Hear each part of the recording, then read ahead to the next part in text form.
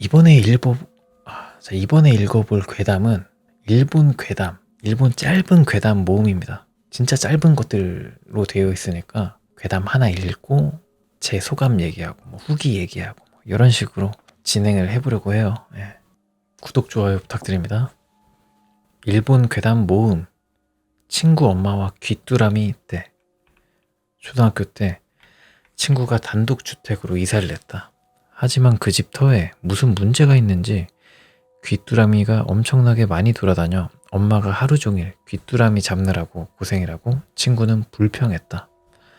툭툭 뛰어다니는 바퀴벌레처럼 거무튀튀한 색의 불쾌한 곤충이 그것도 한두 마리도 아니고 때로 왠지 싫다는 느낌이 들었다. 반년쯤 지나 그 친구의 집에 놀러 갔다. 가기 전 문득 그 생각이 났지만 설마 했다. 단독주택으로 정원이 딸린 오래된 집이었다. 하지만 감탄도 잠깐. 현관을 열자마자 방마루에 한 마리의 귀뚜라미. 정말 저것도 큰일이구나 하고 생각하며 안으로 들어갔다. 거실에서는 윙 하는 모터 소리가 났다.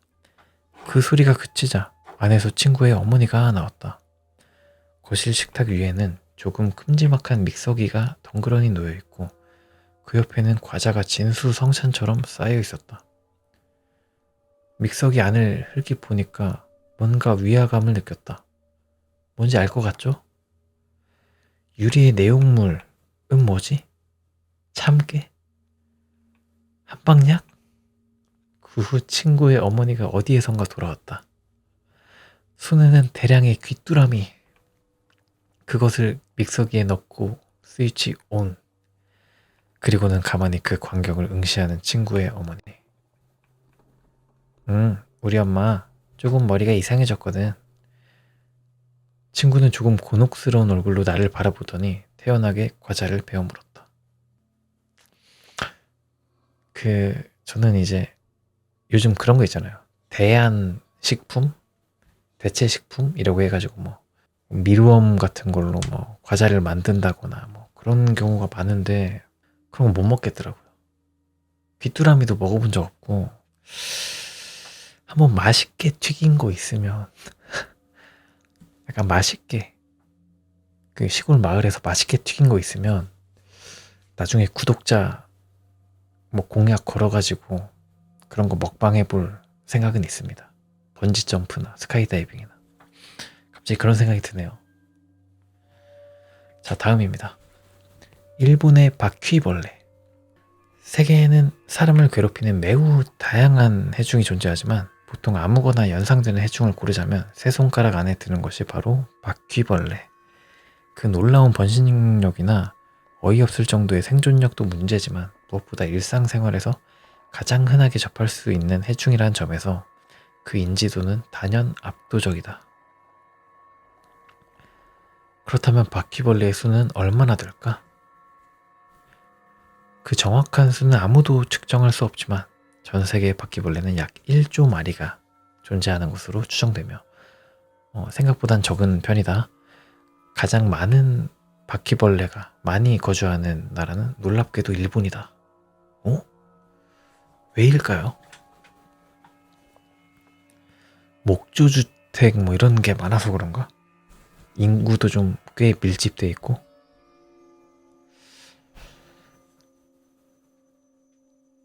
다른 나라로 못 나가서 그런가? 그 수는 일본의 바퀴벌레의 수는 약 230억 마리로 2위의 오스트레일리아를 2배 가까운 차이로 따돌리고 있다. 이것을 일본의 전세대 수 5천만 호로 나누면 단순 계산으로 한 집당 460마리가 번식하고 있다는 소리. 다다미 때문에 그럴듯한데? 다다미 때문에일 수도 있을 것 같은데요. 바퀴벌레가 먹고 싶은 장판 1위 아니에요? 다다미가? 자, 심한 경우로는 도쿄 신주쿠 가부키초의 한 상가 건물에서 너무 바퀴벌레가 자주 출몰하여 그것을 구제하기 위해 바퀴벌레 구제용 연막탄을 터뜨렸더니 집에서 도망친 지 거의 뭐야? 집에서 도망친 거의 1만 마리 육박하는 엄청난 바퀴벌레 떼가 큰 길로 넘쳐 흘러 마치 검은 카페트처럼 온 도로를 다 덮어버린 사례도 있다. 야, 이거 진짜야? 아, 그리고 바퀴벌레 구제용 연막탄을 터트리면 보통 그거 죽으라고 터트리는 거 아니에요? 근데 너무 많아서 몇몇만 죽고 그냥 이렇게 다 때로 이렇게 덮어버렸다는 거 아니야, 바퀴벌레가. 무섭다. 일본에는 바퀴벌레가 많다. 2위의 오스트레일리아를 2배 가까운 차이로 따돌린다. 230억 마리. 미쳤다. 한국이 좋다. 네. 잘 봤습니다. 중국 여행. 중국인이 운영하는 중화요리 전문점에서 설문조사에 참가하자 추첨으로 운 좋게 동남아 크루즈 여행권이 당첨되었다.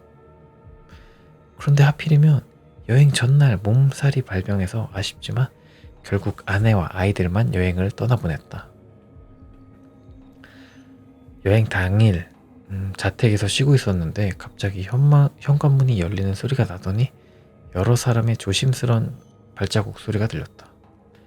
그는 필사적으로 머리를 굴렸지만 몸살에 걸린 데다 여럿과의 싸움이라니 도저히 승산이 없었다. 그쵸? 어떻게? 도망쳐야 되는 거 아닌가? 수화기를 들고 곧바로 경찰에 신고한 후 다락방으로 몸을 숨겼다. 천장에서 작은 틈으로 아래를 내려다보자 현관을 따고 침입한 강도는 남자 셋. 에이, 뭐야? 아직 이불이 따뜻하잖아. 그럴 리가. 분명히 지금쯤은 항구로 가도 예전에 갔을 텐데. 어이, 차는 제대로 확인했어? 시. 아, 샬라샬라샬라샬라. B와 C가 주고받은 말은 분명 우리말이 아니었다. 그리고 B, C가 꺼내든 단도에는 피가 묻어 있었다.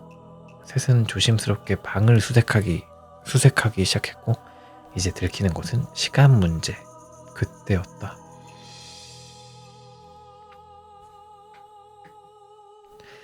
경찰차가 요란한 사이렌 소리를 울리며 집 근처로 접근해 왔다. 강도들은 베란다 창문을 깨고 달아났다. 와우. 뭐야, 죽을 뻔했는데 뭐 살았네. 조심스럽게 숨어있던 그는 다시 방으로 내려왔고 집에 들이닥친 경찰과 사정 청취를 하고 있었다. 그때 아내에게 전화가 걸렸다. 설마 아내가 보낸 거야? 여보, 지금 여기 항구인데 이런 배편은 없다는데? 이거 표 뭔가 잘못된 거 아냐? 어?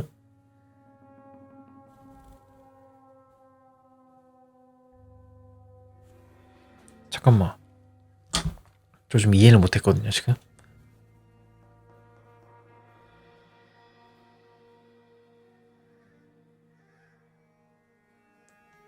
그냥 그거잖아요. 뭐 위에 나왔던 것처럼 애초에 이 여행 자체가 중국인 중화요리 전문점에서 이제 크루즈 여행권 보내주는 자체가 이제 함정이었다. 뭐 이런 괴담이네요. 재밌습니다. 왠지 되게 그럴듯해요. 그런 거 있잖아요. 어떤 뭐 고사리 축제 해가지고 뭐 계속 고사리만 따는 뭐 그 관광버스 뭐 이런 거 보면 그게 뭐 인신매매다 뭐다 하는 얘기들이 많잖아요. 약간 뭐 그런 것처럼 크루즈 여행권 당첨도 인신매매 그거였다. 뭐 그런 약간 범죄에 사용되는 뭐 도구다. 뭐 이런 괴담이었네요. 재밌는데요? 노온님 안녕하세요. 아무무 부사를 하고 계시네. 이 새벽에 봐주셔가지고 감사합니다. 구독, 좋아요 좀 부탁드리고요. 계속 읽어보겠습니다. 어느 라멘 가게.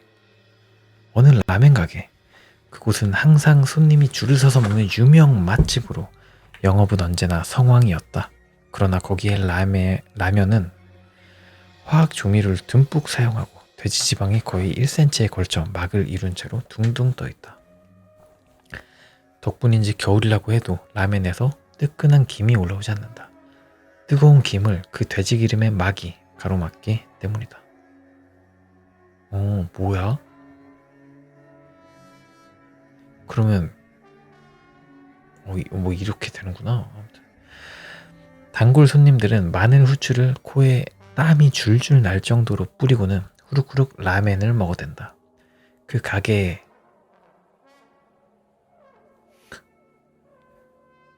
잠깐만요. 그 가게의 주인 아저씨는 조금 안색이 안 좋은 단골 손님을 발견하면 곧잘 기념사진을 찍곤 했다. 가게 벽에 앞정으로 꽂힌 폴라로이드 사진은 대략 50여 장. 에? 뭐야? 저기 사진에 나와 있는 놈들은 지금 다 죽은 놈들이야. 아저씨는 그 중에서도 가장 최신 사진 하나를 가리켰다. 아니 그 싸가지가 너무 없는데요, 이 아저씨가? 안색이 안 좋다고 크크 죽을 것 같은데 하면서 찍은 거 아냐? 아저씨는 그 중에서도 가장 최신 사진 하나를 가리켰다. 이 사람은 바로 얼마 전에 간이 망가져서 죽었어. 그리고 저기 저 손님은 입원을 했는데도 병원을 빠져나와서 우리 가게에 라면을 먹으러 왔어. 이제 곧 저승길 떠나겠지. 터무니없는 초고칼로리 고단백의 고나트륨, 화학 조미료가 범벅이 된 라면을 일주일에 4-5번씩이나 처먹었더니 엉덩이에서 돼지기름이 줄줄 새나오지는 않는 게 신기할 정도야. 지방간 진단을 받거나 몸에 두드러기가 슬슬 나는 지경인데도 질리지도 않고 계속 먹으러 오는 놈들을 보면 사진을 함께 찍곤 해. 게다가 이게 전부라는 보장도 없지. 아마나 모르게 죽어버린 놈들도 숱하게 많을걸. 그는 말을 이었다. 그렇지만 이 정도로 지독하게 몸에 나쁜 음식을 만들지 않을 수도 없어. 기껏 고생하며 좋은 음식을 만들어도 자극적인 맛이 아니면 팔리지를 않아. 몸에도 좋고 맛도 좋은 요리를 목표로 한 적도 물론 있지만 그래서야 가게가 돈이 안 되지. 결국 몸에는 독이 되고 입에만 좋은 요리가 아니면 기억해 주질 않아. 이상한 놈들. 돈을 내면서까지 독을 처먹고 있으니. 아저씨는 손가락에 끼워 피우던 담배를 바닥에 비벼 끄며 중얼거렸다. 외식을 해도 라면은 어지간하면 먹지 마. 이건 좀 괴담 같지도 않고 좀 약간 그냥 반일 괴담인데? 이런 반일 괴담은 제가 처음 봐요. 일단 약간 이게 곡성 느낌이라 안색이 안 좋은 손님을 사진으로 찍는다라는 게 곡성 느낌이라 처음엔 마음에 들었어요. 근데 갑자기 자기 라면 때문에 다 죽은 거다. 근데 어쩔 수 없다. 그걸 너희들이 먹는다. 뭐 이런 식으로 얘기하는 게 너무 교훈을 주려고 하는 괴담인 것 같아. 약간 억지 괴담. 이거 지금 죄송합니다. 이거 억괴예요, 억괴. 그리고 반일 괴담이에요. 라면 먹지 말라는. 이거 이상합니다. 제가 이거 다 안 보고 하는 거라 앞에 부분은 괜찮아가지고 가져왔는데 일단 계속 읽어보겠습니다. 하나만 더 읽어보고 별로면 다른 걸로 넘어갈게요. 억괴. 너무 억괴야 이거. 반일 괴담은 진짜 처음이에요. 놀랍습니다. 다음입니다. 칭찬살인. 칭찬살인? 나의 아버지는 초등학교 선생님이다. 일이 끝나고 집에 돌아오는 길에 각 교실에 불을 끄던 도중 한 남자아이가 남아서 공부를 하고 있었다. 늦었으니까 이제 집에 가자꾸나 하고 말을 걸었는데 모르는 것이 있으니까 가르쳐주세요 하길래 가르쳐 주셨다고. 그리고 그 다음 날도 또 그렇게 교실에 불을 끌어가자 아이가 있었고 매일 방과 후 공부를 가르쳐 주셨다. 그렇게 일주일이 흘렀다. 오, 좋은 아빠를 뒀군요. 뭐야? 아버지는 그 아이의 반 담임 선생님께 A군이라고 방과 후에 매일나마 열심히 공부하는 애 있잖아요. 칭찬 좀 해주세요. 딱 봐도 이 아이는 이미 죽었어. 딱 봐도 그래. 라고 말하자 그 선생님은 에? A군은 10년 전에 사고로 죽었는데요? 라고. 그러자 아버지는 여느 때처럼 방과 후에 그 아이 옆에 가서 공부를 가르쳐 주다가 갑자기 슥 말했다. A, 너는 죽었어. 라고. 그랬더니 A군은 그대로 자리에서 일어나 벽 속으로 들어갔다. 재밌네요. 요거는 뭔가 감동 실화 느낌? 아버지도 착하고 이런 아버지가 또 귀신을 대할 때 담담하게 대하는 게 그 테이스트가 마음에 드는데요. 보통 A군은 10년 전에 죽었는데요? 라고 하면 뭐라고요? 이런 식으로 오열하는 게 보통인데 여기는 이제 담백하게 에이 너는 죽었어 이렇게 얘기해 주는 게 담백하고 좋은데요. A군도 착하고 착한 괴담. 세상 최초 세계 최초 착한 괴담이네요. 다음 괴담 읽어보겠습니다. 1리터의 눈물. 넓은 우리 대학교 도서관. 우연히 읽은 한 권의 책과 그 후기에 대한 이야기다. 우리 대학교는 위료 계열의 단과 대학으로 도서관에서 심야에 시험 공부 중이었다. 우리 대학은 좁지만 도서관은 상당히 넓은 편이다. 그래봤자 위료 계열의 책뿐이지만 한참을 공부하다가 좀 지친 나는 기분 전환이라도 할 생각으로 도서관 산책을 나섰다. 평상시에는 잘 가지 않는 장소라는 것을 느낀 순간 한 번도 본 적 없는 코너가 있다는 것을 깨달았다. 그것은 바로 문고 코너. 대학교 도서관에 문고 코너가 있군요. 좋은 대학이네. 아기자기한 소설이나 미야자와 겐지 전집, 만엽집이나 의학에 관련된 에세이집들 등이 있었다. 신기한 마음으로 슥 바라보고 있었는데 본 적이 있는 제목이 나왔다. 그것은 보다가 눈물을 쏙 뺀 슬픈 드라마 1리터의 눈물 원작 소설이었다. 굉장히 낡은 상태였다. 뒷커버를 보자 쇼와 59년 발간이라고 써있었다. 하는 김에 후기라도 읽을까 싶어서 페이지를 넘기자 소설의 실제 주인공 어머니가 쓴 말이었다.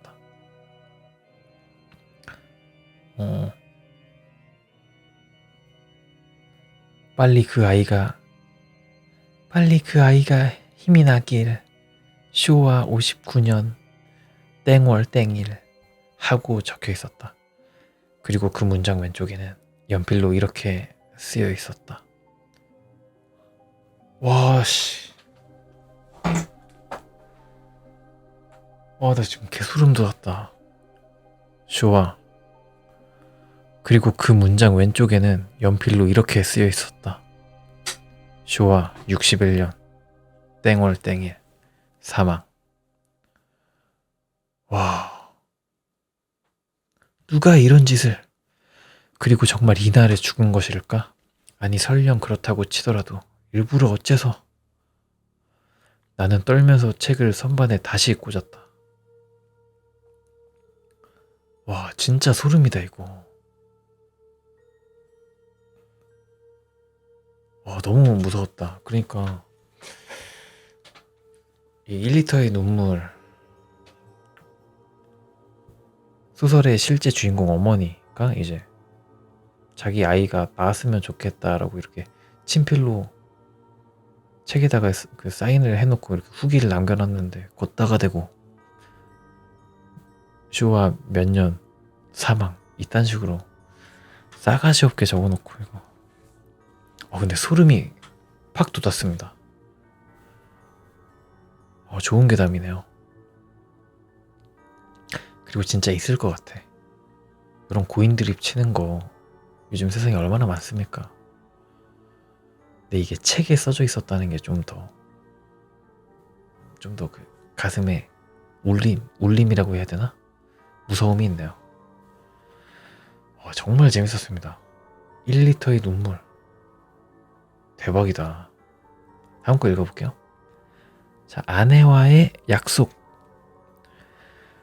결혼을 앞두고 아내와 한 가지 약속을 했다. 아내, 바람 피우고 다른 여자와 육체 관계를 가졌다가는 오빠 거시기에 면도기로 내 이름 새겨버릴 거야? 라고 약속했다. 물론 농담이라고 생각했고 적당히 오케이 했다. 야, 응? 당연히 바람 피우면 안 되지. 근데 오케이 할 수 있죠. 어차피 안 할 거라고 생각하면 오케이 할 것 같은데 나도. 오케이. 그리고 결혼 이후 나는 바람을 몇 번 피웠다. 그러다 한 번 걸렸다. 그러자 아내는 한밤 중열 면도기로 거시기에 이름 쓴다고 약속했잖아. 그러자 아내는 한밤중에 면도기로 거시기에 이름 쓴다고 약속했잖아 하고 말했다. 이미 7년 전 이야기. 나는 코웃음을 쳤다. 당연히 면도기로 거시기에 이름을 쓸 일도 없었다. 미친놈. 주말 술을 마시고 돌아온 아침 눈을 뜨자 양손과 양다리가 침대에 묶여 있었다. 면도기를 손에 든 아내는 기왕 거시기라면 귀두에 이름을 새겨줄게 하고 능글맞게 웃으면서 말했다. 문득 그 광기 어린 모습에 겁이 난 나는 거시기에 이름을 새기다니 개소리 하지 마라. 하기만 해. 그 딴짓 했다가는 즉시 이혼이다 이년아 하고 말한 순간 그녀는 무서운 얼굴로 그럼 거시기가 아니라도 좋아 라면서 가슴에서 배에 걸쳐 면도기로 크게 내 이름을 썼다. 오우, 꽤 칼질을 한 거네요. 침대 위는 피투성이가 됐고 아내는 방을 나섰다. 나는 너무나 큰 고통에 비명을 질러댔다. 이틀 후 회사에서 내가 이틀간 출근도 안 하고 연락도 안 된다며 집에 연락을 했고 걱정이 된 부모님이 우리 집에 들러 겨우 발견되었다. 상당한 출혈에다 침대에 이틀이나 묶여 있었으므로 체력이 쇠하고 똥오줌도 지린 상태였다. 뭐야? 병실에서 아내는 발견되었습니까? 라고 묻자 일단 발견되었다고 어머니가 대답했다. 어디서 발견되었냐고 묻자 창고로 쓰고 있는 일본식 방에서 발견되었다고. 조사한 결과 사후 1년이 지났다고 한다. 좀 뭔 소리야?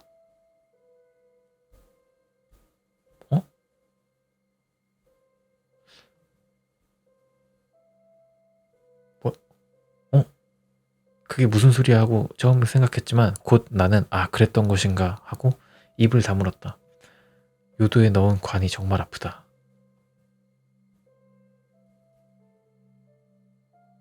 왜지? 사과 주스를 마시고 싶다.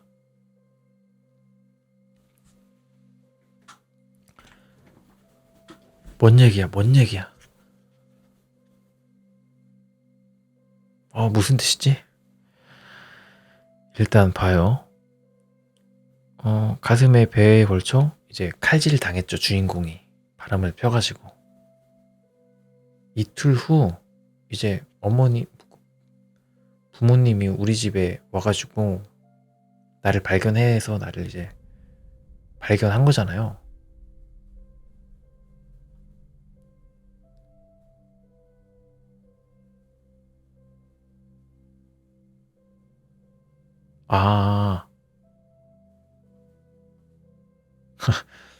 아니 결혼을 했으면 바람을 왜 피우니? 찍찍. 맞습니다.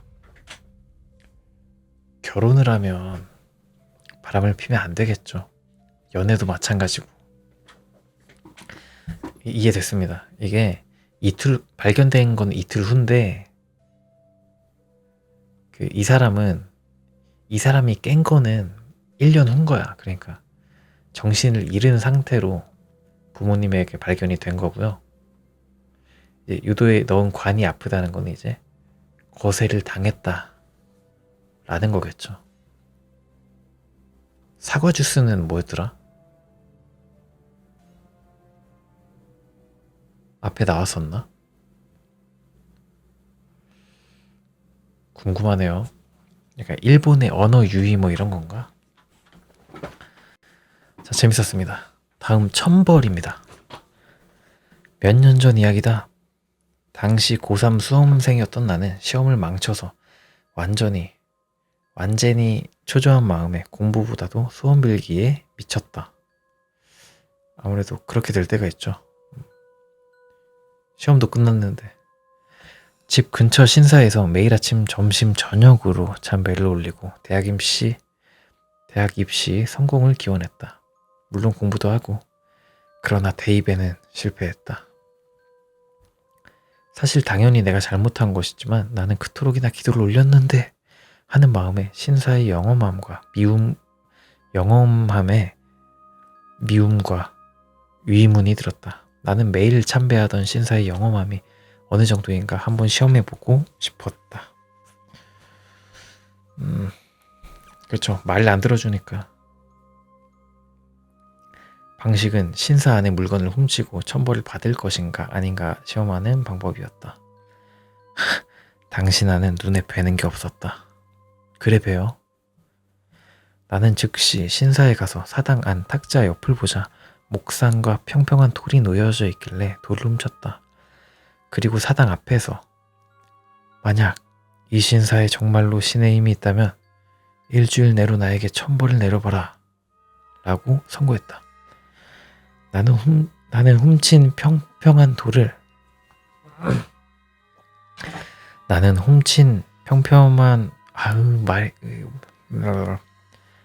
훔친 평평한 돌을 자전거 짐바지에 끈으로 묶고 유유히 신사를 뒤로 했다. 3일 후였다. 잠깐만요.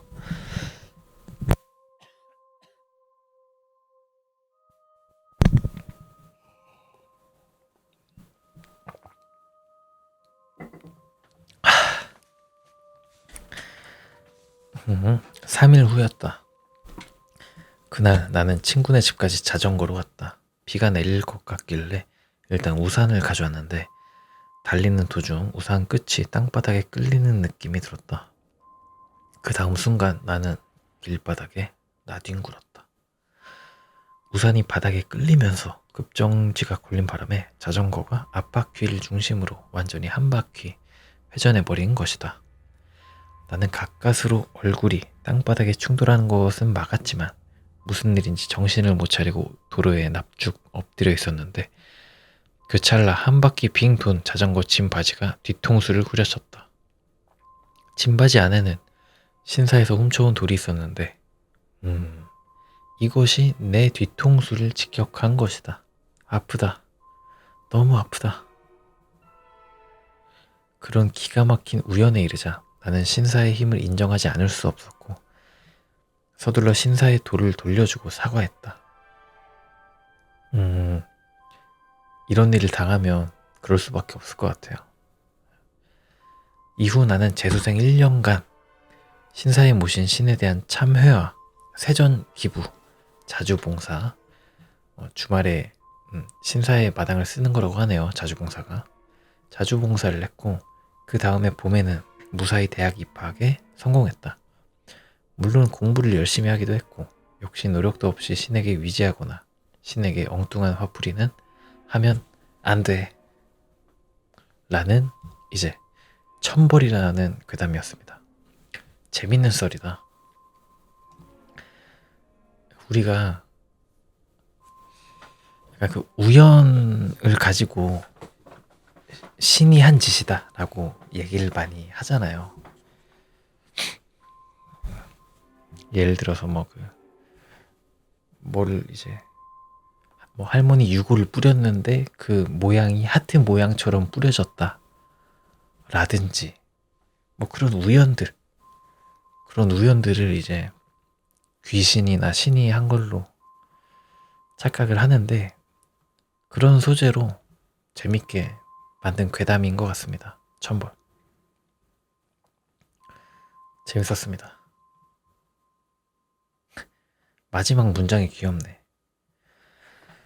역시 노력도 없이 신에게 위지하거나 신에게 엉뚱한 화풀이는 하면 안 돼. 맞는 말입니다. 다음 괴담 읽겠습니다. 심야의 편의점. 토요일 저녁 새로운 게임을 산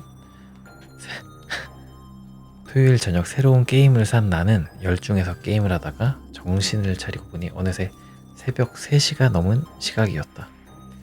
갑자기 배가 요란하게 꼬르륵 되길래 냉장고를 뒤졌지만 별로 먹을 만한 게 없었다. 그냥 자면 좋을걸. 배가 너무 고파서 어쩔 수 없이 편의점에 갔다. 집 앞 골목을 지나면 약간 완만한 비탈길에 큰 길이 있는데 근처에 대학이 있어서 주말 한밤중에 큰 길 근처에는 불량한 애들이 많이 모이는 편인데 보통 아무리 심야라도 손님을 태우려 배회하는 하는 택시나 술 주정꾼들이 꼭 있는데 그날은 술 주정꾼은커녕 길가에 차도 없었다. 시간이라 그런가 싶어서 편의점으로 향하자 편의점 앞에 버스 정류장 벤치에 사람의 그림자가 보였다. 하얀 윗도리에 하얀 스커트를 입은 여자였다. 근처에 인기척도 없고 약간 기분이 나빠서 빠른 걸음으로 스쳐 지나가려던 차에 갸냘픈 목소리로 저 죄송한데요. 지금 몇 시인가요? 하고 여자가 말을 걸어왔다. 꽤 예쁜 얼굴이었지만 별로 상관하고 싶지 않아서 몇 시 몇 분이에요? 하고 대충 대답하고는 편의점으로 맹렬히 대쉬. 재빠르게 쇼핑을 끝마치고 귀가하는 길은 건너편 반대편 길로 돌아가기로 했다. 길 건너편 쪽을 바라보자 여자는 더 이상 보이지 않길래 하면서 이제 집으로 향했는데 문득 언덕 저 위에서 뭔가 싸우는 소리 같은 것이 들렸다. 눈을 가늘게 뜨고 보자 언덕에서 누군가가 달려 내려오고 있었다. 뭔가 이상한 기색을 느낀 나는 건물 그림자에 숨어 통과하는 것을 기다리기로 했다. 그죠? 왠지 나한테 다가올고 하고 그러네.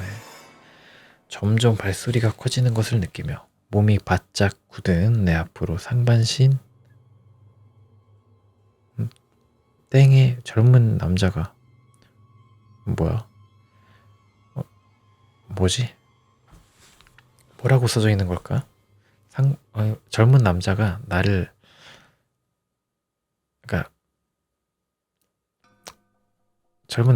눈치채지 못하고 비탈길을 달려 내려갔다. 순간 남자 몸에 가는 선 같은 상처가 몇 군데 보였는데 붉은 것도 보였다. 아마 피였으리라. 이게 어떻게 된 거지? 피투성이가 된 남자가 어디론가 달려가자 왠지 무서워진 나도 빨리 집에 돌아가려고 큰 길로 나왔는데 이번에는 언덕 위에서 하이힐 소리 같은 것이 들려왔다. 또각 하고 아파트 골목의 모퉁이를 돌아 언덕 위에서는 하얀 윗도리에 하얀 스커트를 입은 그 여자가 빠른 걸음으로 내려오고 있었다.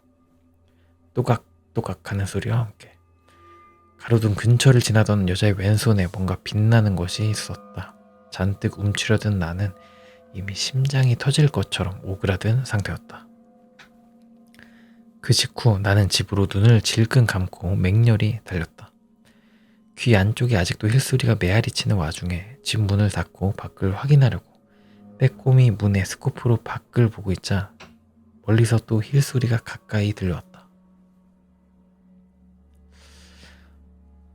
문에 등을 돌리고 완전 정신이 반쯤 나가다시피 웅크리고 있자 발소리는 점점 다가와 집 근처 현관 앞을 한참이나 왕복하며 서성이다 또 멀어져 갔다. 그때부터 심야의 편의점은 가지 않고 있다.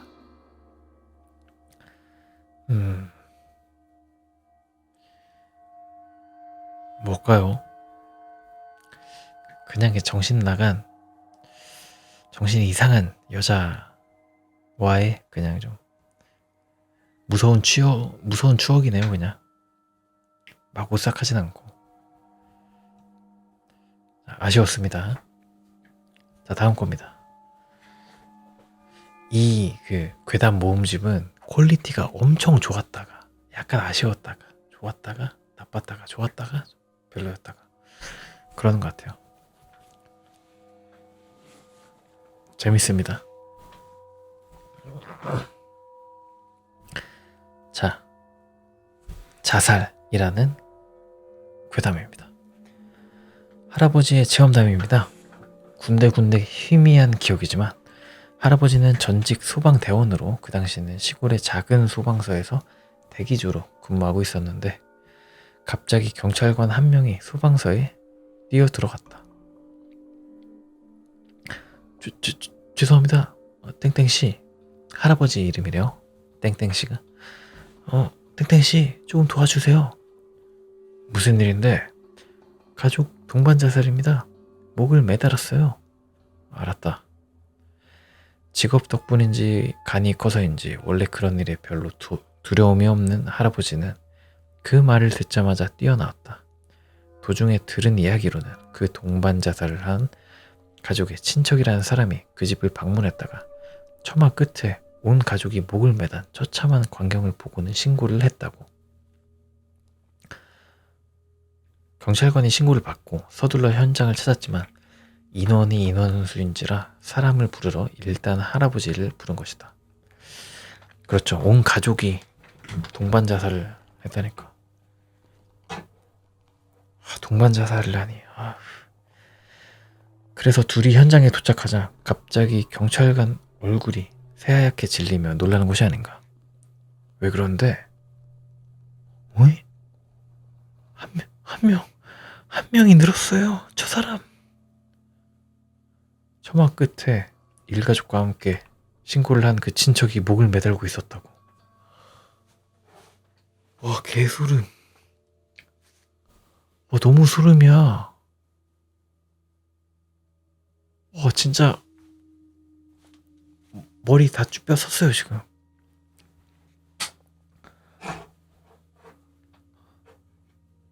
저는 이렇게 무서울 때 주변을 둘러봐요. 뭐가 없는 걸 확인하기 위해서. 와, 개무섭다 이거. 와, 진짜 소름 돋는 거는 이 일이 진짜 있을 것 같기 때문이에요. 진짜 할 수 있는 일이잖아요 이거. 이 친척이라는 사람이 한 일가족을 다 쑤신 다음에 죽인 다음에 사람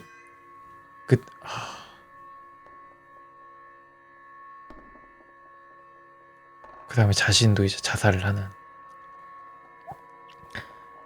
재밌었습니다. 자살 되게 좋은 괴담이네요. 미쳤다. 그러니까 할아버지 일이니까 또 진짜 그럴듯 하잖아요.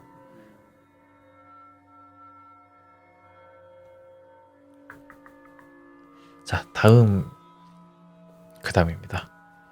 이빨 달린 여자. 옛날 이야기. 옛날 옛적 한 아름다운 아가씨가 있었다. 그러나 그녀의 음부에는 이빨이 나 있었기 때문에 그녀와 사귄 남자는 모두 남근을 물어뜯겨 죽음을 당했고 결국 그녀는 독신으로 살게 되었다. 미친. 어떡해? 그러던 어느 날 한 머리 좋은 남자가 그녀와 결혼한 후 그녀와의 첫날 밤에 그녀의 음부에 쇠로 된 봉을 삽입했다. 그녀 음부의 이빨은 철봉을 물어뜯다 결국 모두 부러져 버렸고 그녀는 보통 여자가 되었고 그렇게 둘은 행복하게 살았다. 약간 야하고도 이상한 이야기. 그러나 이 이야기를 현대적으로 해석한 일부 견해에 따르면 국왕선교 혹은 질경련에 의한 선교 장애에 대한 이야기라고 보는 교환에도 있다.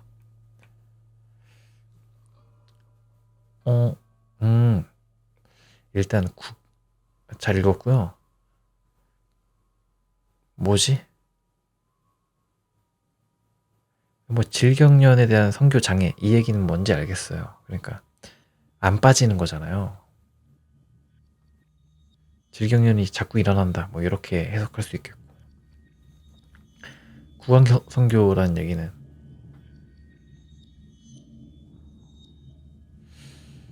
그녀가 이빨로 남자 그거를 물어 뜯었다 뭐 그 얘기인가? 음부에 새로 된 봉을 삽입했다라는 거는 자기 거기에 뭐 쇠로 뭐 어떻게 했나?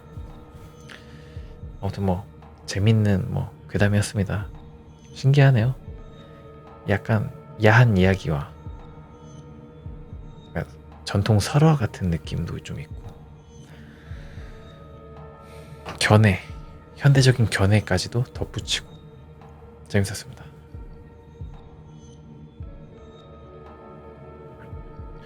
자, 다음 괴담입니다. 다친 동물 보호 기금.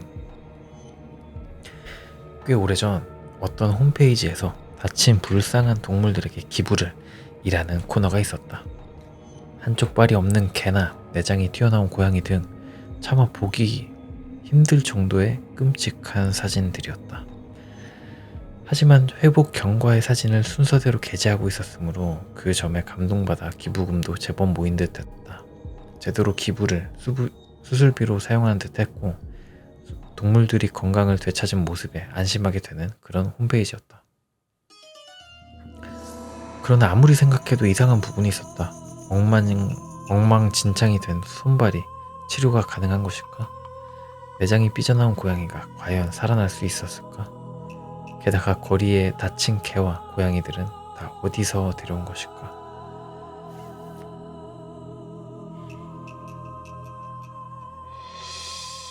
위문스러운 점이 한둘이 아니라서 문득 그 사이트의 이미지 작성 시기를 조사해보았다. 그 동물 이미지들의 이미지들이 만들어진 시기를 조사해보았다는 얘기겠죠. 완치 후의 사진은 끔찍한 모습의 사진보다 더 먼저 작성되어 있었다. 좋네요. 중간에 예상을 하긴 했습니다.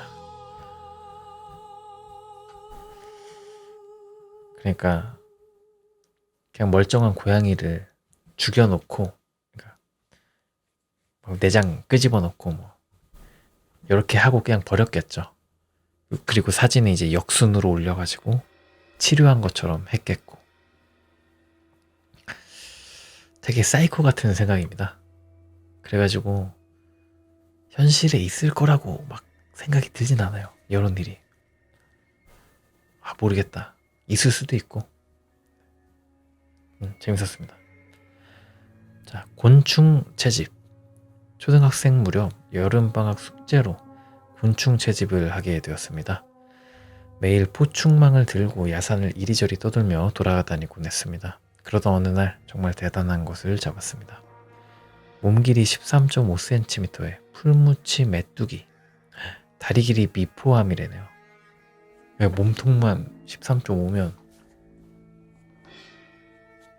뭐 거의 이만한 거 아니야. 표본으로 학교에 제출했는데 다음날 학교에 소문이 퍼져 전시장이었던 과학실은 점심시간에 엄청나게 붐볐습니다. 깜짝아. 뭔 소리야. 그러나 화제가 된 것도 잠깐. 그 표본은 이틀 만에 철거되어 버렸습니다. 왜지? 연갓이 나왔나? 그리고 학교에서는 모든 학생들에게 이런 내용의 프린트를 나눠 주었습니다. 뭐야, 계속 소리나 여기서.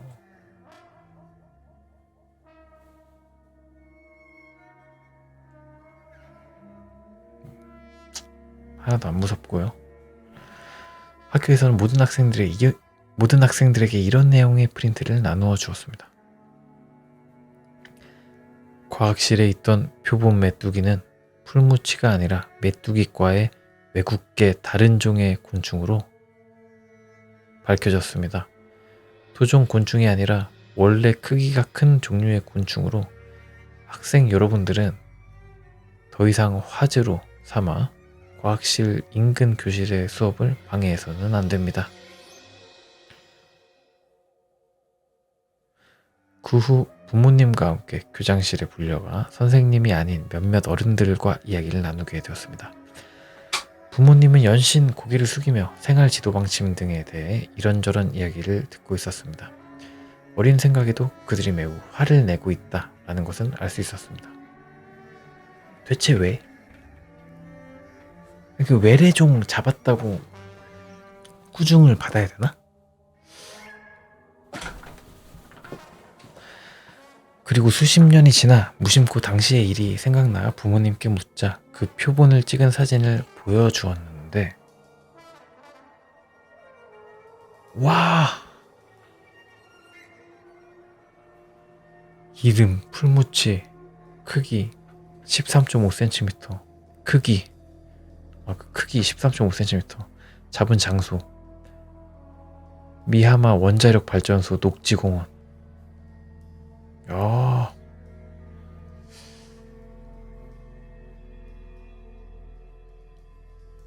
야, 좋은데?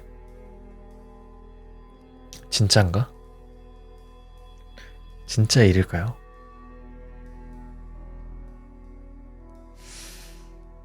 야,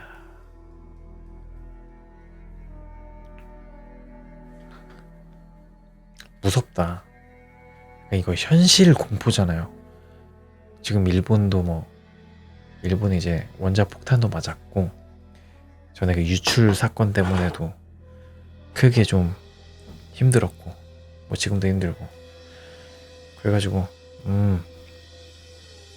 소름 돋았습니다. 네, 재밌네요. 자, 다음 승려와 뱀. 옛날 매우 높은 신분의 승려를 시중드는 젊은 승려가 있었다. 그 젊은 승려가 하루는 높은 신분의 승려 수행을 위해 함께 에도에 가게 되었는데, 여름날 잠이 온 그는 넓은 승방 한 구석에서 깜빡 잠에 들고 말았다.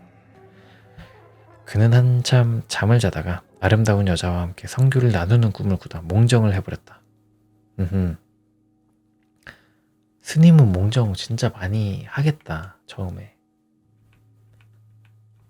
그 순간 깜짝 놀라 잠에서 깨니 자신의 옆에는 길이 1m가 넘는 뱀이 있었다. 뱀은 죽어 입을 열고 있었다. 아우 씨, 개끔찍해. 무서우며 몸부림치며 문득 자신의 가랑이를 보자 몽정을 한 탓에 젖어 있었다. 뭐야, 뱀 입에다가 한 거 아니야? 이런 낭패가 있나? 예쁜 여자와 관계를 맺는 줄 알았더니 실은 뱀이 상대였단 말인가? 어우 쉣. 그러자 정말 미쳐버릴 만큼 무서운 생각이 들었다. 뱀은 열린 입에서 정액을 토해내고 있었다. 쉣.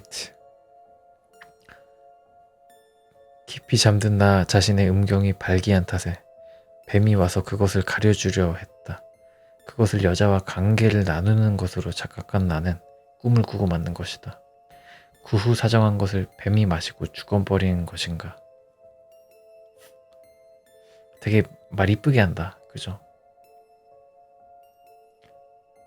그냥 자기가 지나가던 뱀 잡고 한 게 아니었을까요? 잠결에? 온몸을 부들부들 떨며 자리를 떠난 그는 남의 눈길이 닿지 않는 곳에서 음경을 씻은 후 누군가와 상담하자 하고 생각했지만, 이런 일을 다른 사람에게 이야기하면 뱀과 성교한 스님이다 따위로 놀림이나 받고 기피되지 않겠나 하고 생각을 고쳐먹은 그는 그 일을 비밀로 하기로 했다.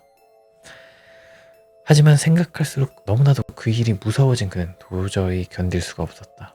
마침내 참을 수 없게 된 그는 아주 친한 승려에게 말했는데, 들은 그 승려 역시도 무서워하며 죽생이 사람의 정액을 받으면 반드시 죽는다 라는 이야기를 들려주었다.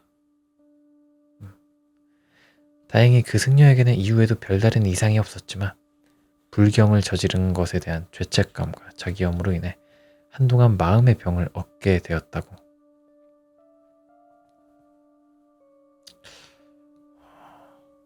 재밌네요. 되게 재밌는 옛날 얘기 느낌이다. 그냥 승려와 뱀이라는 괴담이었고요. 뱀과 성교한 스님. 그리고 이게 진짜 궁금하네. 축생이, 그러니까 그냥 짐승이 사람의 정액을 받으면 반드시 죽는다 라는 게 아닌 것 같아서, 뭐 정액에 뭐 독이 있는 것도 아니고. 안 그래요? 그렇잖아요. 그죠? 아무튼 재밌게 읽었습니다. 재밌는데요? 잠깐만요. 괴담. 유튜브 이름 좀 바꿨습니다. 좋습니다. 그럼 다시 한번 다음 괴담 읽어보겠습니다. 오, 수치를 들켜버렸네. 자, 다음 괴담입니다. 눈을 핥는 고양이. 칸다큐에몬 마을에 살던 한 목수는 아내를 잃고 홀로 살고 있었다. 외로움에 지친 그는 고양이를 한 마리 기르기 시작했는데 가족이 없는 대신 그 애정을 모두 고양이에게 쏟으니 그 정성이 이를 데가 없었다. 돈을 벌러 마을로 나오면 그날 하루 먹을 음식을 나누어 주는가 하면 일을 마치고 집에 가는 길이면 마치 가족에게 선물을 사가듯 고양이 먹을 것을 사가는 매일이었다. 그쵸? 반려동물이니까. 그러던 어느 날 목수는 눈에 안질이 걸리고 말았다. 안질이 뭘까요? 안질은 이제 뭐 눈병이겠죠? 안 좋은 거. 아픔을 견디기 어려워 의사에게 진찰을 받자 그 병은 매우 난치병이라 치료하기가 어렵다는 것이었다. 일에서도 쫓겨나고 생활이 궁벽해진 그는 고양이에게 줄 생선 한 마리 사기 어려워졌다.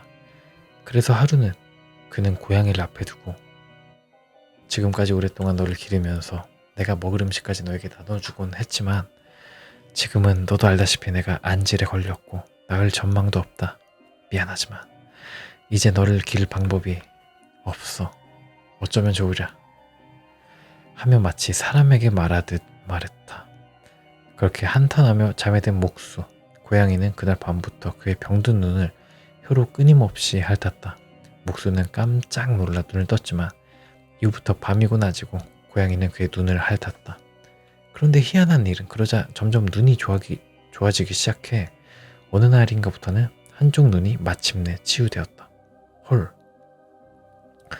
그러나 반대로 고양이는 그 무렵부터 한쪽 눈이 감기듯 보이지 않게 되었고 이윽고는 갑자기 집을 나가 종적을 감췄다. 이후 고양이는 다시 돌아오지 않았다.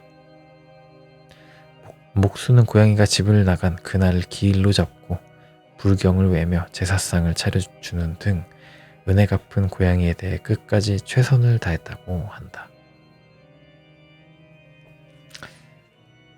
감동 스토리네요. 그저 감동 스토리. 약간 괴담 느낌은 아니라 좀 아쉬운데.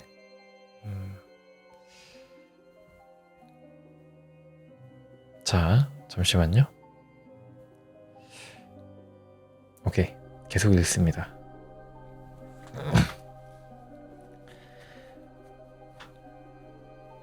자, 다음 글입니다. 같은 운명을 갖고 태어난 두 사나이. 1900년 7월 28일 이탈리아. 당시의 이탈리아의 국왕인 움베르트 1세는 부하인 버그리어 장군과 함께 몬토시의 한 레스토랑에 행차했다. 국왕은 다음날 그 거리에서 개최될 스포츠 대회에 손님으로 초대되어 그날은 그 거리에서 숙박하기로 한 것이다. 국왕이 식사를 하고 있노라니 아까부터 저편에 서 있는 레스토랑 주인과 계속 시선이 마주친다. 끊임없이 이쪽을 보는 것이 아닌가. 게다가 왠지 낯이 익다. 신경이 쓰인 국왕은 부하에게 저 레스토랑의 주인 좀 불러다 주게 라고 명했다. 부하는 곧바로 주인을 데려왔다. 국왕은 자신의 앞에서 경례를 하는 레스토랑 주인을 향해 물었다. 아무래도 자네와는 초면이 아닌 듯한데 언제 만난 적이 없는가? 예, 외람된 말씀이지만 아마 그것은 폐하가 거울로 본 자신의 모습 때문이 아닐까 생각합니다. 저는 지금까지 국왕 폐하와 꼭 닮았다는 소리를 무척 많이 들어왔습니다. 그렇게 보니 수염도 얼굴도 체격도 자네와 나는 닮았다. 그런 자네의 이름은 뭔가? 저 역시 운베르트라고 합니다. 약간 그 손톱 먹은 쥐처럼 국왕 자리 뺏으려고 하는 것 같은데. 일단 계속 읽어볼게요. 나와 이름이 같지 않나. 생년월일은 1844년 3월 14일입니다. 토리노에서 태어났습니다. 이미 바꿔진 거 아니야? 맙소사, 그것도 똑같다. 생일도 출생지도. 그럼 다른 곳을 물어보지. 이 가게는 언제부터 시작했는가? 네, 이 가게는 1878년 1월 9일에 오픈했습니다. 그건 내가 왕위에 오른 날이다. 설마 이런 우연이? 그럼 결혼은 했는가? 아내의 이름은? 네, 결혼은 했습니다. 1866년에 4월 2일. 아내의 이름은 마르가리타라고 합니다. 아이도 있습니다. 아이의 이름은 비토리오라고 합니다. 그건 황후의 이름 아닌가? 게다가 황태자와도 이름이 같다. 결혼 날짜마저. 국왕은 완전히 흥분해 그야말로 아이처럼 들떴다. 자신과 이렇게까지 똑같은 삶을 살아온 사람이 또 있다니 놀라는 것도 과언이 아니었다. 오늘 여기서 자네와 만난 것은 뭔가의 인연인지도 모르겠네. 나도 앞으로는 여기 올 때마다 들르도록 감세. 앞으로 잘 부탁하네.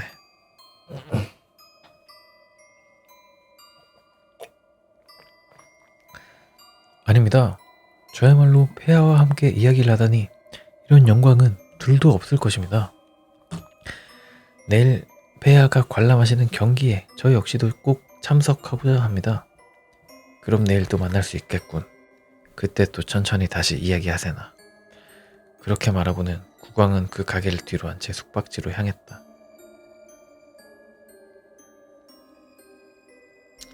그리고 다음날 국왕은 예정대로 대회 관람에 나섰지만 어제 그 남자의 모습이 눈에 띄지 않았다. 신경이 쓰이던 차에 부하인 버그리어 장군이 달려왔다. 폐하, 갑작스러운 이야기입니다만 어제 만난 그 남자는 죽었다고 합니다. 총을 손질하던 도중 갑자기 총기가 폭발하는 사고로. 국왕은 크게 놀랐다. 총을 왜 손질해? 뭐라고? 그 남자가 죽어? 어제 만난 바로 그 직후에. 국왕은 크게 실망했지만 곧 침착했다. 그의 장례식에는 나도 출석해야겠네. 조문을 해야겠... 국왕의 말이 채 끝나기도 전에 갑자기 장내에 총성이 울렸다. 암살자가 국왕을 노리고 쏜 총성이었다. 탄환은 국왕의 심장을 직격, 왕은 즉사하고 말았다. 하나부터 열까지 꼭 닮았던 레스토랑 주인과 국왕은 심지어 죽는 날까지도 같았다. 여기 번역하신 분이 이제 동양 미신 사주팔자와 서양 미신 도플갱어 전설이 미묘하게 얽힌 느낌의 이야기. 재밌네요. 옛날 이야기 같고. 근데 저는 여기서 좀 약간 멈췄거든요. 갑자기 총기가 폭발하는 사고, 총을 손질하던 도중에 총기가 폭발했다는 게, 총을 손질했다는 게 이제 이 왕을 죽이려고 한 게 아닌가 하는 생각이 들었습니다. 아무튼 재밌는 괴담이었고요. 브리송님, 덕분에 일 끝날 때까지 허하지 않게 듣고 있었어요. 방금 일 종료. 크크. 축하드립니다. 축하드립니다. 이제 주무셔야죠. 저는 이제 여기까지 읽었는데 뭐 금방 읽으니까 여기 다 읽고 저도 지금 자러 가보려고 합니다. 구독, 좋아요 하셨죠?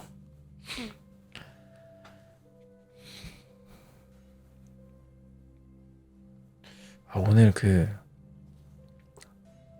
항상 라이브 하고 나면 궁금한 게 있는데 그거예요. 구독자 수가 늘었나 안 늘었나. 구독자 수가 지금 2명 늘었네요. 방송 때문에 늘은 건지 뭐 그건 모르지만 원래 보고 계셨어요? 제 채널? 오늘 처음 발견하신 겁니까?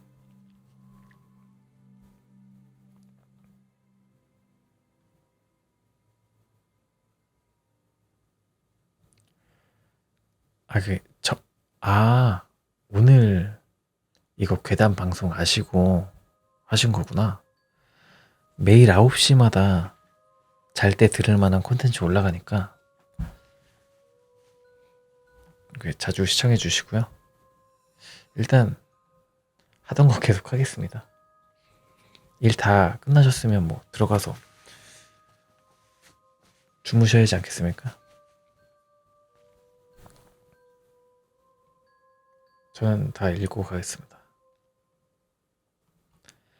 자, 다음 괴담입니다. 갈증이라는 괴담이고요.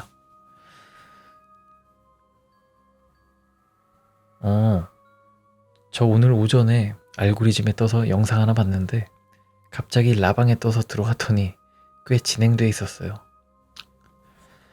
맞아요. 오늘 앞에는 이제 공포게임, 신작 공포게임 하나 하고 이제 중간에 이제 나무 위키로 떠들다가 지금 이제 이렇게 하고 있는데 이렇게 오늘 또 방송 봐주시는 분들이 또 생겨가지고 감사하네요.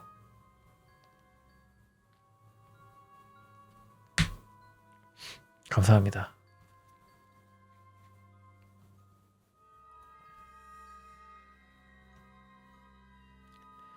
일단 다음 괴담 읽어보겠습니다. 갈증이라는 괴담입니다. 여행 가이드 시절의 이야기. 여름 한 전문 학원의 수학여행 가이드로 히로시마 시내의 호텔에 묵었을 때의 이야기. 한밤중 갑자기 견딜 수 없는 갈증에 깨 잠자는 동료들 사이를 빠져나와 샤워실로 향했다. 수도꼭지를 힘차게 틀어 물을 마셨다. 하지만 전혀 갈증은 해소가 되지 않고 더욱 목이 마를 뿐이었다. 왜 이래? 이상하다. 이래서야 물배만 찰 뿐인데. 나는 더 이상 물을 마시는 것을 그만두고 이불로 돌아오기로 했다. 방이 너무 건조해서 그런 것일까 싶어 에어컨을 확인해 보니 바람이 계속 흘러나오고 있었다. 내일이라도 호텔 담당자에게 충고라도 하자. 이불 속으로 기어들어간 나는 진저리를 치며 크게 재채기를 했다. 아니 잠깐, 이 방은 에어컨 때문에 추울 지경이다. 더위로 목이 마를 리는 없다. 그러면 왜일까? 그때 갑자기 창밖이 환하게 빛나기 시작했다. 빛은 점차 강해져 온 방 안을 비추었다. 나는 너무나 눈부셔서 무심코 눈을 감았다. 이거 무슨 일이야? 몇 초 후 내가 다시 눈을 떴을 때는 방은 다시 어둠에 휩싸여 있었다. 여기는 호텔 8층. 도대체 무슨 빛이 이 방을 비춘 것일까? 문득 본 손목시계의 일자는 8월 6일이 돼 있었다.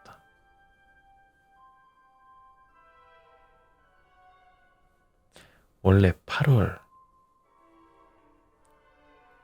6일? 히로시마 원자폭탄을 체험을 한 건가? 여기 호텔에서 자다가? 그죠? 에어컨이 있는데도 창밖으로 이 빛이 난다. 그리고 이제 그때 히로시마 원자폭탄 그거를 이제 경험을 한 것 같아요. 호텔에서. 재밌었습니다. 이름 뭐였더라? 갈증이라는 괴담이었고요. 다음 짧은 괴담은 피입니다. 피. 회식에 참가한 그 남자는 꽤 취했다. 똑바로 걷기 힘들 정도로 취했지만 어떻게든 무사히 집에는 도착할 수 있었다. 너무 피곤했기에 서둘러 자려고 우선 샤워실에 가서 컵에 물을 담고 칫솔에 치약을 묻혀 이빨을 닦기 시작했다. 잠시 후 남자는 입에서 피가 나오는 것을 눈치챘다. 하지만 평소 잇몸이 약한 편이었던 그는 이빨을 닦는 도중에 피가 나오는 것 따위는 흔한 일이었으므로 신경 쓰지 않고 계속 닦았다. 뭐야, 어떻게 된겨? 그러나 이상했다. 피가 계속 나오는 것이었다. 이미 칫솔질 정도로 흘러나올 출혈량이 아니었다. 도대체 무슨 일인가 싶어 남자는 당황했다. 문득 깨달았다. 아우! 남자가 손에 들고 있었던 것은 면도칼이었다. 면도칼이었다. 아, 징그러 그냥. 면도칼 이거 있잖아요.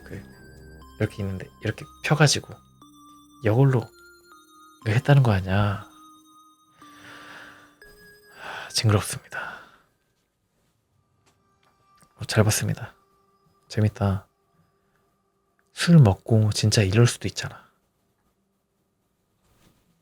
재밌습니다. 피라는 괴담이었습니다. 자명종. 대학 2학년 여름방학 때의 이야기. 나는 학교 근처의 맨션에서 자취를 하고 있었고 매일 동아리 활동 때문에 알람 시계를 아침 6시 반에 맞춰 놓았다. 나는 아침잠이 많은 편이라 일부러 소리가 큰 알람 시계를 샀었고 게다가 스위치를 다시 넣지 않아도 자동적으로 다음날 아침이면 울리는 시계였다. 그리고 여름방학이 되어 고향에 내려갔는데 깜빡하고 알람 시계에 스위치를 끄고 가는 것을 깜빡하고 말았다. 너무 끔찍하다. 고향 부모님 입장에서. 아마 한 달간 매일 아침 6시 반에 크게 울어댔을 것이다. 뭐야? 9월이 되어 내가 자취방에 돌아오자 누군가가 침입했었던 듯 유리창이 깨져 있었고 머리맡에 있던 자명종은 완벽히 박살나 가루가 되어 있었다. 잘했네. 깨야지. 아무것도 도둑을 맞은 흔적은 없었다. 아마도 옆집이나 위아래 집에 사는 누군가가 그랬을 것이라고 생각한다. 매일 아침 시끄럽게 울려대는 알람의 분노, 남의 집에 방망이나 뭔가를 들고 침입해서 광분한 모습으로 시계를 부수는 모습을 생각하면 조금은 섬뜩하다. 물론 내가 잘못하기는 했지만 너무 잘못했죠. 이 자식이. 재밌었습니다. 근데 이러면 집에 전화해가지고 엄마 그거 있는데 그거 뭐 부시든가 버리든가 알람 그거 꺼줘 이렇게 얘기해야 되는 거 아니에요? 약간 억괴 같은데? 억지괴담 느낌인데요? 일단 뭐 재밌었습니다. 그래도 뭐 있을 법한 얘기긴 해요. 자명종.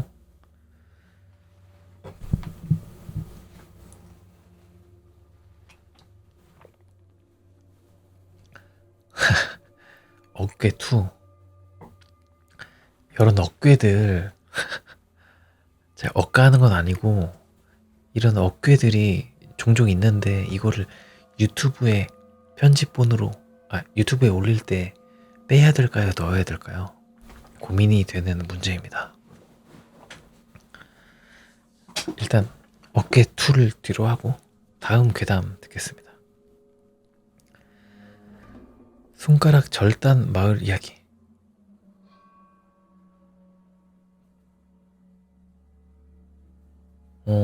나 이 이야기 알아. 지금 이 이야기는 지금부터 20년도 된 옛날 TV 프로그램 위크엔드에 소개된 사건입니다. 쇼와 50년대, 그러니까 1970년대 그 사건은 일어났습니다. 장소는 큐슈 지방의 과거 한때 탄광으로 번창했지만 광산이 폐쇄된 이후 완전히 쇠퇴해버린 마을.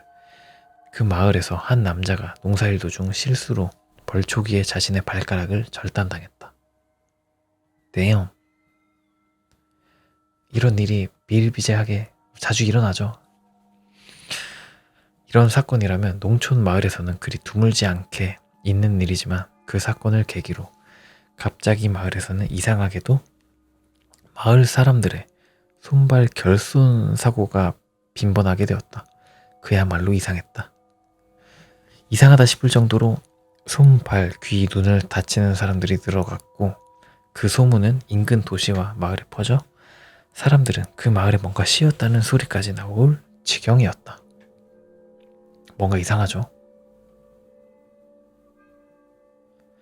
마침내 보험회사가 조사를 시작하였는데 그 결과 충격적인 사실이 드러났다. 처음에 쓴 대로 이 마을은 광부들이 활동하던 무렵에는 그들이 쓰는 돈으로 인해 나름대로 경기가 돌았지만 폐광 이후 그들이 떠난 이후로는 침체 일로를 걷기 시작한 것이었다. 그러나 그 마을 출신의 광부들의 경우에는 탄광 폐쇄에 대한 보상금과 공단 측의 퇴직금이 겹쳐 큰 목돈을 손에 쥐게 되었다. 이러면 어떻게 되겠어요? 팍팍 쓰겠죠.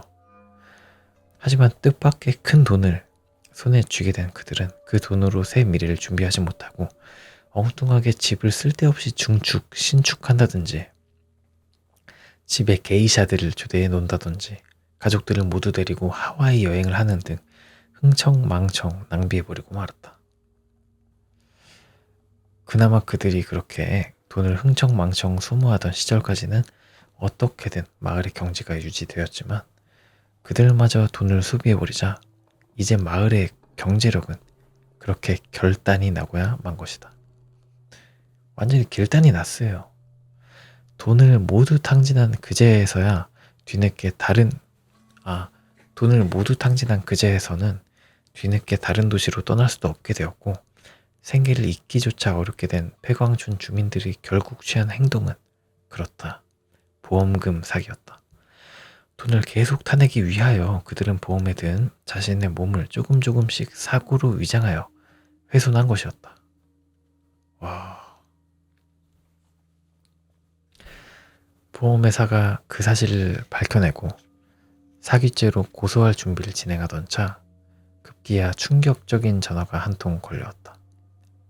와씨, 큰일 났어요. 농사일 중에 잘못해서 소태 갓난아기를 그만. 미친 거 아냐? 드디어 그 건으로 경찰이 움직이기 시작했고 결국 그 마을 사람들 거의 전부가 보험금을 타내기 위한 사기, 범죄 방조, 그리고 영아 살해 혐의로 체포되었다. 이상 돈을 위해 그야말로 축생도에 이를 정도로 타락한 사람들의 마을, 손가락 절단 마을의 이야기였습니다. 그 뒷이야기가 있네요. 조사 결과 더욱 충격적이었던 것은 소태 자신의 아이를 빠뜨려 죽인 사건의 경우 부부가 처음부터 사망보험금을 노리고 죽이기 위하여 아이를 임신했다는 점이었습니다. 돈에 눈이 멀어 타락한 인간들의 모습이란 이미 그 자체가 지옥이 아닐 수 없을 것입니다. 죽이려고 애를 만들었대. 이게 진짜라고? 이 얘기는 손가락 절단 마을 이야기였습니다. 사람이 제일 끔찍해.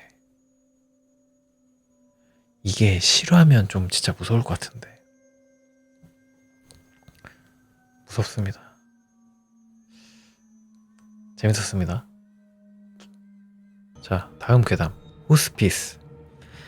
벌써 10년도 더 된 이야기입니다만 제가 근무하던 병원에 굉장히 무서운 이야기 하나가 전해지는 게 있습니다. 큰 병원에는 종종 더 이상 살아날 확률이 사실상 없는 환자들에게 종말 치료를 하기 위해 따로 그분들을 위한 병동을 두는 경우가 있습니다. 그리고 병원에 따라 다릅니다만 비교적 개방되어 있는 병원의 경우는 종교단체를 위시한 자원봉사자들께 말기 환자들의 수발과 정리를 도움받는 곳도 있습니다. 위시라는 건 이제 약간 빙자한 종교단체라고 이제 대표를 하고 약간 이런 뜻입니다. 그렇죠? 그런 병원에서 있었던 사건입니다만 어느 병원에 10명 정도의 종교 크리스트계 자원봉사자분들이 왔습니다.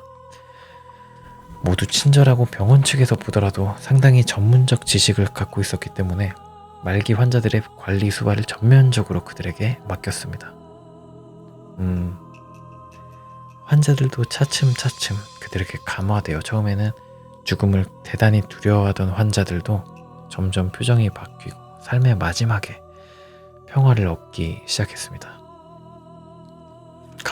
감사한 분들이네요. 사실 병원 측에서는 이미 그 시점에서 너무 환자들이 종교에 빠지는 것에 대해 우려를 했지만 종교의 자유라는 부분을 침해할 수는 없는 것이었고 하물며 더 이상 살아날 확률이 없는 분인들이었던 만큼 삶의 마지막 목적을 종교로 장식해 나가는 것도 어쩔 수 없는 것 아닌가 하는 견해로 지켜보았다고 합니다. 와우 쉣! 그러나 바로 그 해 크리스마스의 이브의 밤 갑자기 20명 정도의 환자가 같은 병실에서 일제히 목을 메어 자살해 버렸습니다. 뭐야, 우리나라에도 이렇게 다 같이 그 공장 같은 데서 자살한 그게 있잖아요. 약간 그런 느낌인가?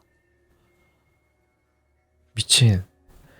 벽에는 우리들은 예수와 함께 죽음을 맞이한다 라고 써 있었다고 합니다.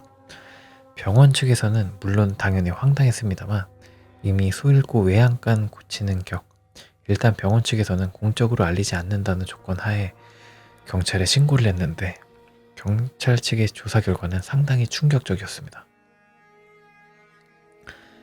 그 종교단체는 순교를 지상 목적으로 하는 교단이었다는 것입니다. 순교는 이제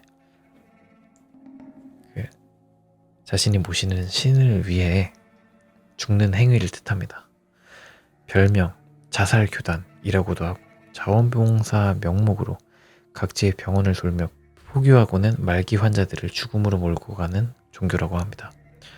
그나마 그 병원은 피해가 작았던 편으로 심한 곳에서는 환자 전원이 분신 자살을 기도하기도 했다고 합니다.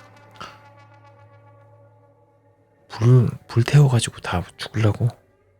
미쳤다. 이제 지금 근데 이런 데가 있을 것 같아. 미쳐가지고 그냥. 도대체 어디까지가 진짜 이야기인지는 확실하지 않습니다만 이것은 제가 근무하던 병원 간호사들 사이에서 전해지던 이야기입니다. 또 뭐가 있네요. 특정 시간대 병원에서의 사망 이유. 한 병원에서는 특정 요일, 특정 시간만 되면 급사하는 환자가 갑자기 늘곤 했다. 위험한 순간을 간신히 극복하고는 생명 유지 장치로 연명하던 환자가 왠지 상태가 갑자기 안 좋아져 스텝이 달려들었을 때에는 이미 숨을 거두는 것이었다. 뭐야? 병원에서의 급사는 흔한 일이었지만 특정 시간에만 급사하는 환자가 폭증한다는 사실은 문제가 되었고 조사위원회가 구성되었다. 광범위한 조사가 이뤄졌는데 그 결과 사망이 많은 시간대는 병원 측과 계약된 청소업체가 바닥 청소를 할 시간이라는 사실이 밝혀졌다. 뭐야? 지독히 악질적인 장난 범죄를 우려한 조사위원회가 몰래 카메라로 작업을 감시했지만 그 결과는 어떤 의미에서는 한층 더 충격적인 결과였다.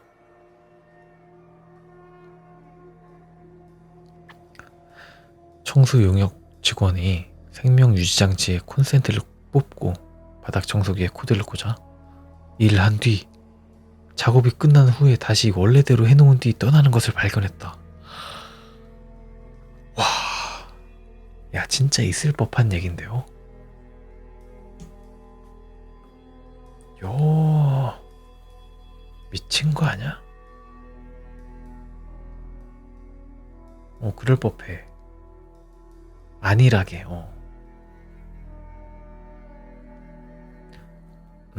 또 다른 괴담입니다. 풍경 사진.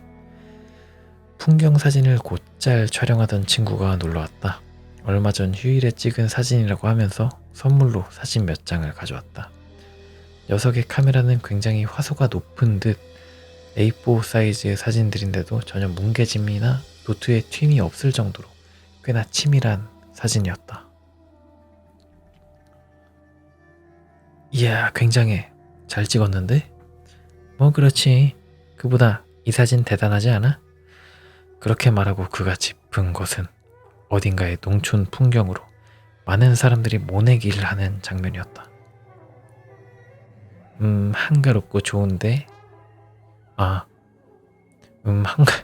한가롭고 좋은데 요즘 세상에 인력으로 마을 사람들이 총출동해서 모내기를 하는 곳이 있네. 괜찮지? 다들 웃는 얼굴이 잘 나왔어. 응? 그러네. 모두 이쪽을 보고 웃고 있네. 기념사진이야?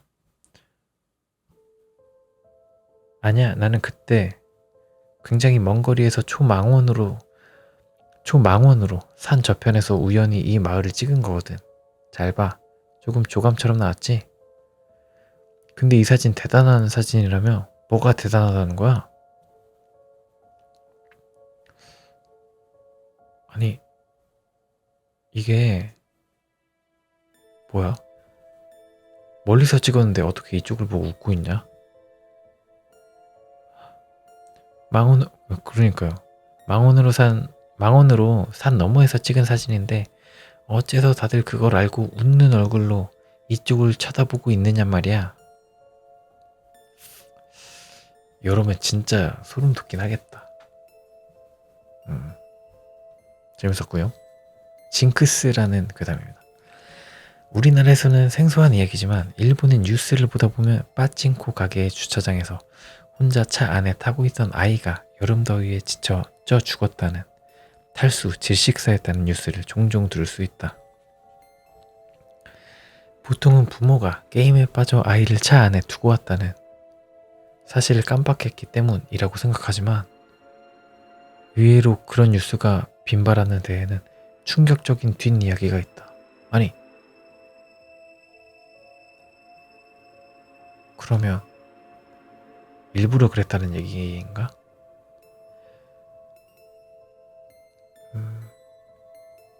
이는 빠찡코 매니아들 사이에서는 꽤 유명한 징크스 중의 하나로, 자신의 아이를 차 안에 두고 아슬아슬한 상황까지 게임을 하다 보면 대박이 터진다 라는 징크스이다. 진짜 쓰레기 같은 징크스다. 그에 대해서는 그 지독한 답답함을 잘 참아낸 아이는 나중에 참을성이 많은 어른으로 크기 때문에 성공, 부모를 호강시켜준다 라는 그럴듯한 이유까지 있다. 달리 말해 빠칭코에서 대박을 터뜨리고 싶어서 자기 자식을 죽음의 위기에까지 몰아넣는 것이다. 심지어 몇 월이라면 몇 시간까지는 괜찮아. 시계 노하우마저 전수되고 있다고. 몇 월이라면 몇 시간까지는 괜찮아. 11월이면 5시간까지는 괜찮아. 뭐 이런 식인가 봐. 물론 그런 징크스로 대박은커녕 정말로 아이가 죽어버리는 충격의 사고가 일어나는 것이지만, 어찌 보면 더욱 무서운 것은 죽지 않고 겨우 살아난 아이가 또 한 번의 대박을 위해 앞으로도 몇 번이나 그런 근거 없는 징크스를 위하여 오늘도 생사의 고비를 넘고 있다는 것이다.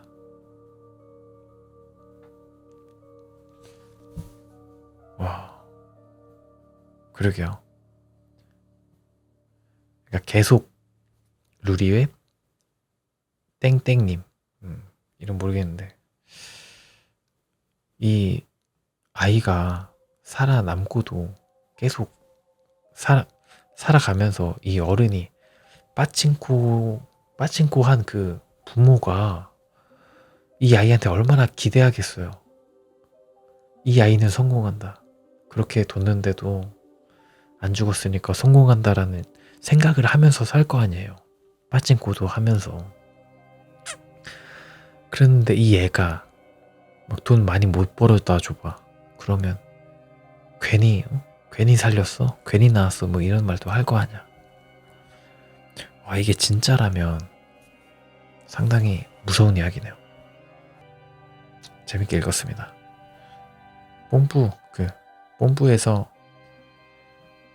뽐뿌에서 일본 괴담 모음을 읽었고요. 이 출처는 이제 루리웹 세나님께서 번역해주신 글들인 것 같습니다. 재밌게 읽었고요. 재밌었습니다.